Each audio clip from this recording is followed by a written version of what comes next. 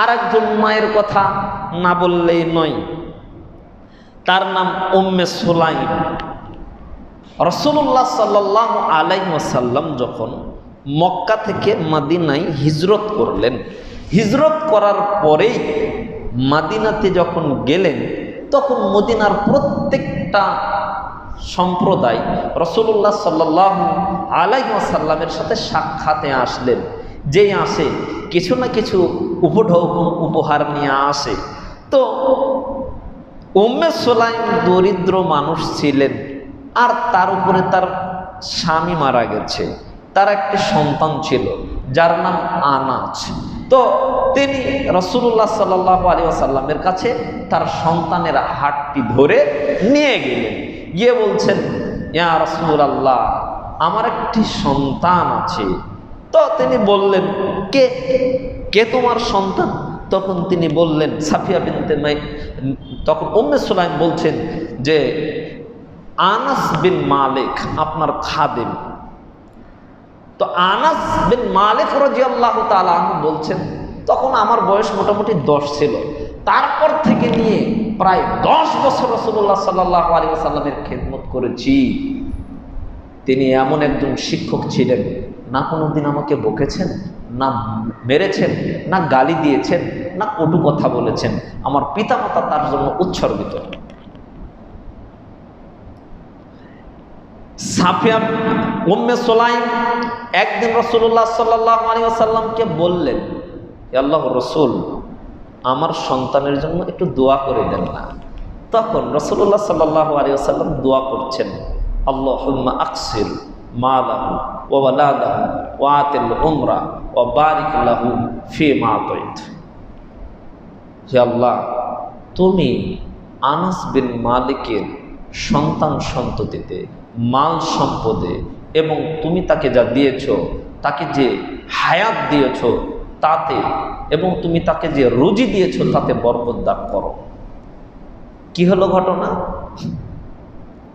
ঘটনা এইরকম যে আনাস রাদিয়াল্লাহু তাআলা আনহু নিজে বলছেন, আমার নিজের নাতিপুতি ছাড়াও, আমার নিজের ছেলে মেয়ে ছাড়াও 125 জন শুধু নাতিপুতি ছিল।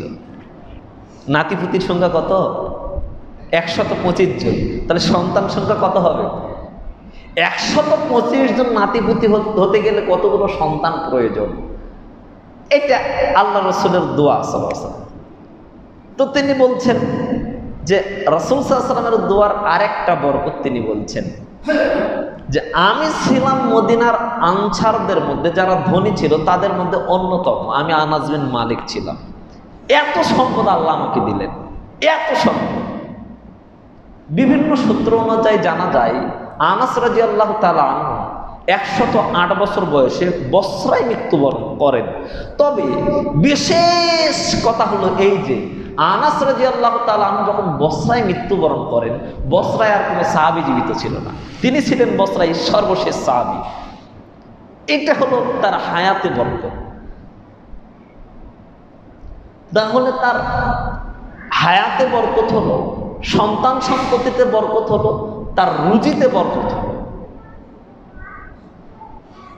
আনাস রাদিয়াল্লাহু তাআলা আনহুর মা কি বিচক্ষণতা দেখালেন একটু দেখেন।